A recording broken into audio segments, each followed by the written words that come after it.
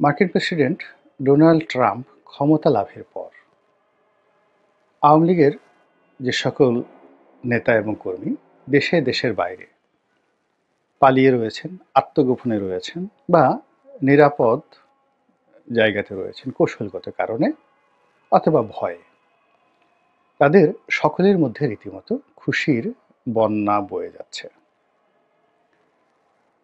এই খুশির নেপথ্যে রাজনৈতিক কারণ রয়েছে, কূটনৈতিক কারণ রয়েছে, আর নিজেদের যে দুর্ভোগ দুর্দশার কারণে তাদের মস্তিষ্কে যে সকল কল্পনা তৈরি হয়েছে, যেটিকে আমরা ইলিউশন বলি, সেই কারণেও হচ্ছে।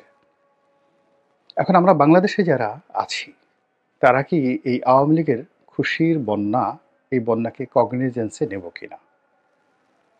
অবশ্যই খুশির এই বন্যাকে কগনিজেন্সে নিতে হবে। এবং আমরা যদি এই বিষয়গুলোকে তাচ্ছিল্য করি তাহলে আমাদের অনেক সম্ভাবনা নষ্ট হয়ে যাবে। এবং আওয়ামী লীগ যেটি কখনো করার জন্য কল্পনাও করছে না অনাগত দিনে, আমরা সেই সুযোগগুলো তাদেরকে করে দেব। মূল ব্যাপার হলো, আপনার যদি একটা মনস্তাত্ত্বিক বিষয়ে প্রস্তুতি থাকে যে আপনার প্রতিপক্ষ কি করতে পারে, যেমন ধরুন একটি গোখরা সাপ, তাকে দেখা মাত্র আপনার এবং আমার হৃদকম্পন বন্ধ হয়ে যায়। এবং আমরা যেটা দেখি যে সাপের কামড়ে যত লোক মারা যায় তাদের শতকরা 90% হার্ট অ্যাটাকে মারা যায়। অর্থাৎ সাপ শুধু ফোঁস করেছে অমনি চিত হয়ে পড়ে যাই আমরা। কিন্তু আবার সাপ দংশন করে, ধরুন 10 ভাগ সাপ দংশন করে, এর মধ্যেও দেখা গেল যে দ্বিতীয় দফায় হার্ট অ্যাটাক হয় 90 ভাগ।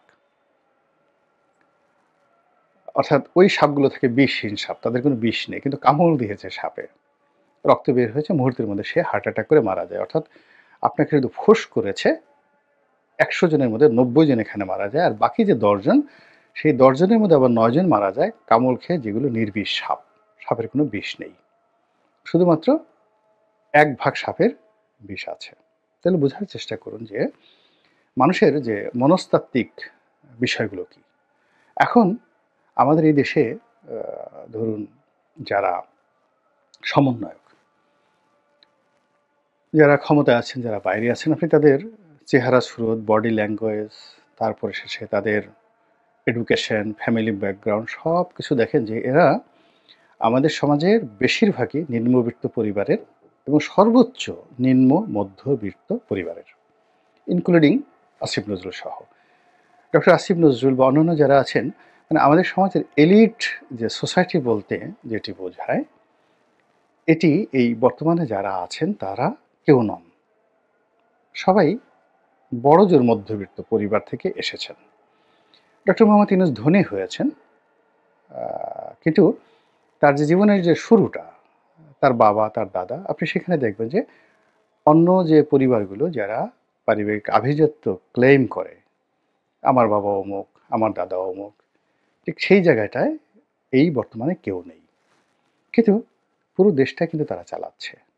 আর ঠিক আগস্ট মাসের আগে ডক্টর মোহাম্মদ ইউনূস যদি কোনো একজন শক্তিশালী মন্ত্রী, সংসদ সদস্য, এমনকি ডক্টর মোহাম্মদ ইউনূসকে যদি major general Ziaul Hasan phone করতেন, ডিজিএফআই এর কোনো কর্নেল ফোন করতেন, মুহূর্তের মধ্যে গ্রামীণ ব্যাংক ভবন কিংবা গ্রামীণ সেন্টার যেটা রয়েছে সেটা, বা ওনার যে জায়গাগুলো রয়েছে সেখানে কান্নার রোল পড়ে যেত। এর কারণটা হলো কি, মানুষ তো একই, কিন্তু ওই সময় তার আত্মবিশ্বাসটা ছিল না।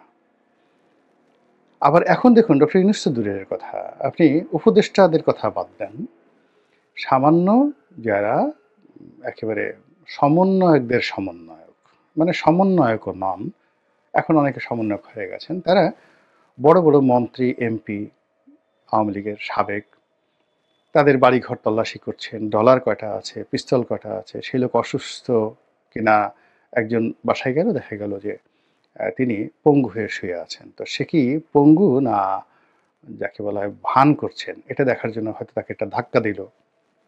তারপরে শেষে অনেক লোক পার্কিনসে ভুগছেন, অনেক রুগী, আওয়ামী লীগের। তো সেটা তারা ডাক্তার হিসেবে তদারক করছে। তো এই যে তাদের যে কর্মকাণ্ড, এটাকে আপনি কি বলবেন? শুধুমাত্র কনফিডেন্স যে তারা এখন ক্ষমতাধর। তো এখন ওই কনফিডেন্সের কারণে আমরা এই সময়টাতে আওয়ামী লীগ বলেন, জামাত বলেন, বিএনপি বলেন, যত এই রাজনীতির যে সমীকরণটা তৈরি হয়েছে, কেউ তার আত্মবিশ্বাস হারিয়েছে, আস্থা হারিয়েছে নিজের প্রতি, অন্যের প্রতি নয়। সে কিন্তু প্রতিপক্ষকে ভয় পাচ্ছে না। এখানে বিএনপি জামাতকে ভয় পাচ্ছে। এখানে জামাতের কোনো গুরুত্বই নেই বিএনপির কাছে। মূলত বিএনপির যে নিজেদের যে আস্থা, সে আস্থার জায়গাতে সে মনে করছে আমি এমন কিছু করছি লোকজন আমাকে পছন্দ করছে না, এমন কিছু করছে জামাত যেটা জামাত আমার চেয়ে এগিয়ে যাচ্ছে। আবার জামাত মনে করছে যে তারা বিএনপির বিরুদ্ধে কথা বলছে এই কারণে যে তারা মনে করছে যে বিএনপির এমন কিছু আছে যেটা জামাতের নেই। তো মূলত আমাদের ক্ষেত্রে যে সমস্যাটা হয় নিজের মধ্য থেকে, অর্থাৎ আমরা নিজে আত্মবিশ্বাস হারিয়ে ফেলি। আর যে সফলতাটা আসে সেটা হলো আমরা যখন সেই আত্মবিশ্বাসটা পেয়ে যাই, এবং সেই আত্মবিশ্বাসের ফলে যে পরিবেশ পরিস্থিতি তৈরি হয় সেই পরিবেশ পরিস্থিতির কারণেই যুদ্ধের জয় পরাজয় নির্ধারিত হয়। তো কাজেই আওয়ামী লীগের ৩৫% লোক তারা যে কোনোভাবেই যদি আত্মবিশ্বাস ফিরে পায়, তাদের মধ্যে যদি আনন্দ দেখা যায়, উল্লাস দেখা যায়, এই বিশাল জনশক্তি যদি কোনো মতে রাস্তায় নেমে আসে, কথা বলে, আপনি তার সামনে দাঁড়াতে পারবেন না। আবার এই বিশাল শক্তি কেন, তার চেয়ে বড় শক্তিকে যদি আপনি মোরালি, মেন্টালি, অর্থাৎ নৈতিকভাবে, মানসিকভাবে পর্যদস্ত করতে পারেন, তাদের মধ্যে একটা ভয় ছড়িয়ে দিতে পারেন, তাহলে আপনি কোনো রকম ব্যারিকেড তৈরি করার দরকার নাই, কোনো কারাগার তৈরি করার দরকার নাই, কোনো বন্দুক বোমাগুলি কোনো কিছু দরকার নেই। তাদের সেই মেন্টাল যে স্ট্রেংথ, ওটাকে আপনি ধ্বংস করে দিলেই যথেষ্ট। এবং সেই কাজ করার জন্য আপনাকে কৌশল শিখতে হবে, বুঝতে হবে। এবং আওয়ামী লীগ যে বিষয়গুলো নিয়ে খুশি হচ্ছে সেই বিষয়গুলো নিয়ে বেশি বেশি আলোচনা করে ওগুলো যে খুশির খবর নয়, এই বিষয়গুলো আপনাকে বুঝতে হবে এবং আওয়ামী লীগকে বোঝাতে হবে। দুর্ভাগ্যজনক হলেও সত্যি যে গত ৫ মাসে এই কাজটি সরকারের পক্ষ থেকে, জামাতের পক্ষ থেকে, বিএনপির পক্ষ থেকে এখনো হয়নি। বরং আমরা যেটা করছি সেটা হলো আওয়ামী লীগ আমাদের এই কর্মকাণ্ড দেখে তারা খুশিতে, মানে যাকে বলা হয় গড় শুরু করেছে। তারপরে সেটা খুশিতে তারা গড়াগড়ি দিচ্ছে, আনন্দে তারা সেই উল্লাস নৃত্য করছে। শেখ হাসিনা টুস করে ঢুকে পড়বে, বিশাল খবর আমাদের দেশে। তিনি বাংলাদেশে হরতাল ডাকার কথা বলছেন, বিশাল খবর আমাদের দেশে। তিনি তার নেতাকর্মীদের প্রস্তুত থাকার নির্দেশ দিচ্ছেন, এর চেয়ে আর বড় খবর হতে পারে না।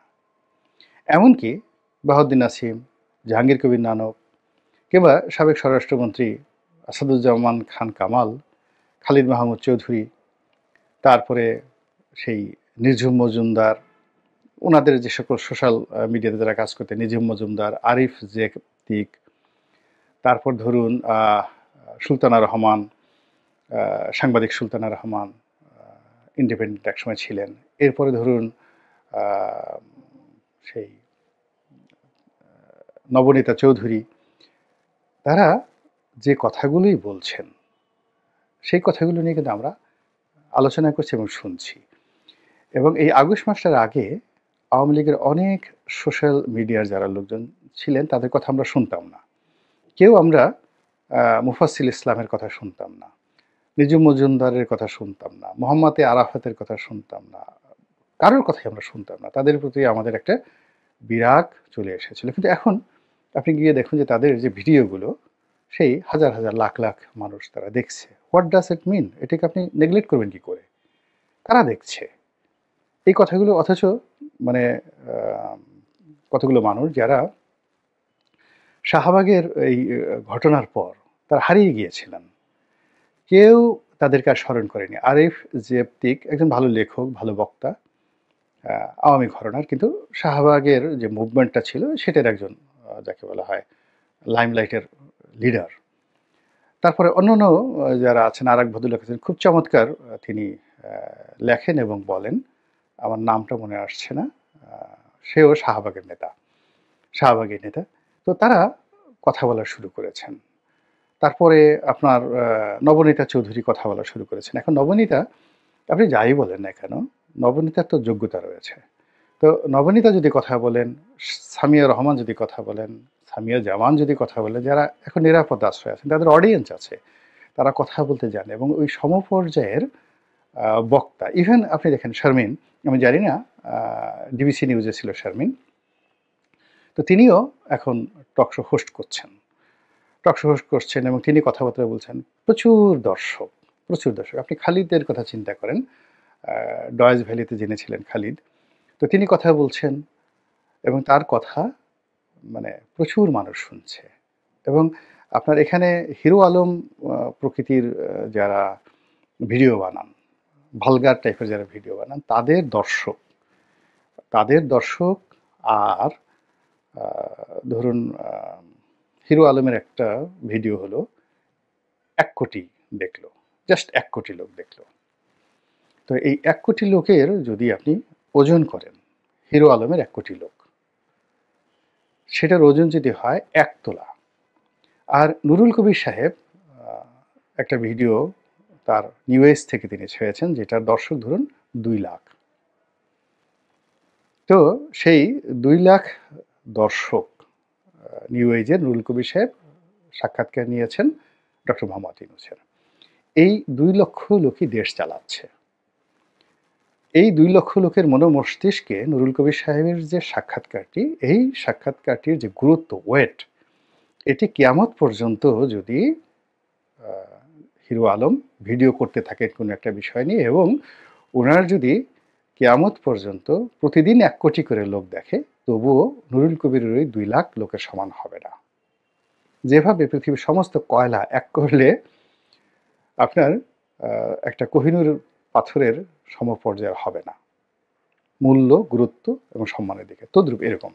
তো এখন খালিদ যে কাজ করছেন ঠিকানাতে, খালিদ মহিউদ্দিন, কিংবা নবনীতা যে কাজগুলো করছেন, আরিফ যে কাজগুলো করছেন, কিংবা মুফাসসিল ইসলাম যে কাজগুলো করছেন, এখন তাদের যে দর্শকগুলো, সেই দর্শকগুলো, তাদের যে মান, তাদের কোয়ালিটি, তারাই দেশ চালাচ্ছেন, তারাই সিদ্ধান্ত নিচ্ছেন।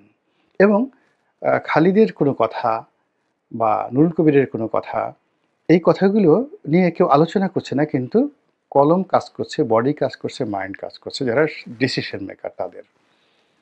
আর অন্যান্য যারা আছেন উত্তেজিত হচ্ছেন, ভয় পাচ্ছেন। এখন সেফায়েতুল্লাহ সেফু সাহেবকে সবাই ভয় পাচ্ছেন। কেন ভয় পাচ্ছেন? বিকজ তিনি যদি আমার বাপ মা তুলে গালাগালি করেন, আমার মাকে তুলে একটা গালি দেন, একটা বাজে কথা বলেন, টেলিফোনে একটা কথা বলেন।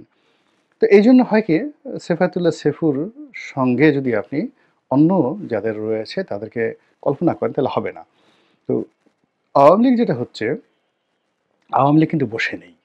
আওয়ামী লীগ বসে নেই, তারা কাজ করছে। আপনি দেখুন তাদের সব লোক দেশের বাইরে যারা আছেন, তারা কিন্তু মুখ খুলছে, কথা বলছে। এবং এখানে একটা বিষয় বুঝতে হবে যে জনপ্রিয়তাটা কি আর জনমতটা কি। তো আওয়ামী লীগ তার লোকের মধ্যে জনপ্রিয়, বিএনপি তার লোকের মধ্যে জনপ্রিয়। জনপ্রিয়তা একটা ভিজুয়াল জিনিস, এটা দেখা যায়। আর জনমতটা হলো যে আপনার জন্য সে জীবন প্রাণ দিয়ে দেবে, যে লোকগুলো আপনাকে সমর্থন করবে, এটা হলো জনমত। আওয়ামী লীগ জনপ্রিয় আছে তাদের দলের মধ্যে। এখানে যেদিন 5ই আগস্ট, 6ই আগস্টও আওয়ামী লীগের জনপ্রিয়তা আওয়ামী লীগের মতোই ছিল। অর্থাৎ আওয়ামী লীগের একটা লোকও অজনপ্রিয়, মানে তার নিজেদের মধ্যে অজনপ্রিয় হয়নি। কিংবা একেবারে শেখ হাসিনার সর্বোচ্চ ক্ষমতার দিনও জামাতের জনপ্রিয়তা কমেনি। জামাতের লোকে জামাতের ভালোবাসে, কিন্তু জনমত যেটা, সেটা একটা ডিফারেন্ট জিনিস।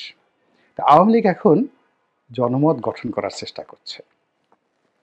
আর সেই জনমত গঠনের যে প্রক্রিয়া, সেই প্রক্রিয়ার মধ্যে যদি তাদের মধ্যে ইন্টিগ্রিটি থাকে, আত্মবিশ্বাস থাকে, খুশি ভাব থাকে, এবং প্রতিপক্ষকে ব্যস্ত রাখার যদি কৌশল তারা অবলম্বন করতে পারে এবং প্রতিপক্ষকে রাগিয়ে দিতে পারে, আওয়ামী লীগ কিন্তু উইন করবে।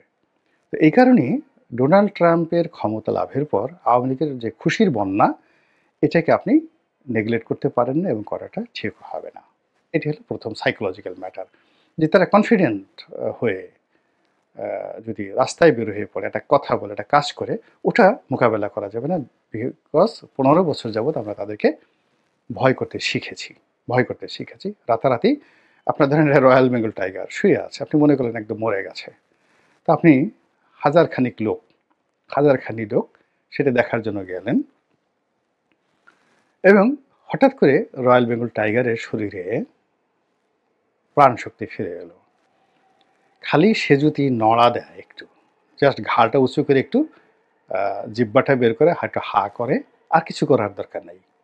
আপনি বোঝার চেষ্টা করুন তো, 1000 লোকের মধ্যে কয়জনের হার্ট অ্যাটাক হবে, কয়জন দৌড় দেওয়ার সুযোগ পাবে, কয়জন চিত হয়ে পড়বে, এবং কয়জন কে কার কলার ধরে ওই বাঘের উপর ফেলে নিজে বাঁচার জন্য পালাবে। This is human psychology. তো এখন ডোনাল্ড ট্রাম্পের এই যে আগমনে যে খুশির বন্যা, সেই খুশির বন্যার যে কারণ, সেই কারণ কূটনৈতিক অঙ্গনে আছে, আঞ্চলিক রাজনীতিতে আছে, ভারতের সঙ্গে আমেরিকার সম্পর্কের বিষয় আছে, ব্যক্তিগত বিষয় রয়েছে। এবং ডোনাল্ড ট্রাম্প ব্যক্তিগত সম্পর্ককে, এবং উনি দেখেন যে সমস্ত লোকজনকে নিয়োগ দিয়েছেন, একটা খ্যাপাটে এবং পাগলাটে প্রকৃতির রাজনীতিবিদ, ড্যাম কেয়ার, এবং এইবার তার শেষ। এটাই তার জীবনের মানে তিনি তো আর দ্বিতীয়বার নির্বাচন করতে পারবে না। কাজেই তিনি যে কাজগুলো করছেন এই অল্প সময়ের মধ্যে, তার প্রচুর গ্রাউন্ড ওয়ার্ক আছে। সে একদিনে ক্ষমতা গ্রহণ করার সাথে সাথে প্রায় 80টি না 90টি এক্সিকিউটিভ অর্ডারে তিনি স্বাক্ষর করেছেন। তো প্রতিটি এক্সিকিউটিভ অর্ডার তৈরি করতে তার মাসের পর মাস অপেক্ষা করতে হয়েছে, গ্রাউন্ড ওয়ার্ক করতে হয়েছে।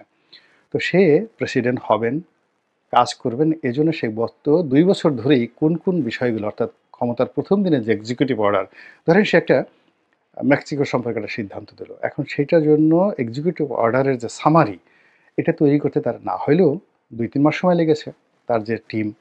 তো এই 80টি এক্সিকিউটিভ অর্ডার, প্রায় প্রতিটির ক্ষেত্রে একটা বিশাল সামারি ওয়ার্ক রয়েছে। তিনি তো জাস্ট একটা স্বাক্ষর করেছেন একটা ফার্স্ট পেজে, যে চীনের এটার উপর আমি এম্বার্গো দিলাম, ওখানে 10% ট্যাক্স দিলাম, কিন্তু ওটার পিছনে কেন দিলাম, গিয়ে দেখবেন অন্ততপক্ষে বিশাল ফাইল রয়েছে। তো সেগুলো সে তৈরি করেছে, তার একটা গ্রাউন্ড ওয়ার্ক রয়েছে। বাংলাদেশ সম্পর্কে, হাসিনার সম্পর্কে তার কিন্তু একটা গ্রাউন্ড ওয়ার্ক রয়েছে, ভীষণ রকম গ্রাউন্ড ওয়ার্ক রয়েছে, এবং সেটা নিশ্চয়ই শেখ হাসিনার বিপক্ষে নয়, আর ডক্টর মোহাম্মদ ইউনূসের পক্ষে নয়। এটাকে ধরে যদি আপনি হিসাব করতে পারেন, আপনি তুলনামূলকভাবে সহজভাবে মোকাবেলা করতে পারবেন পরিবেশ এবং পরিস্থিতিতে।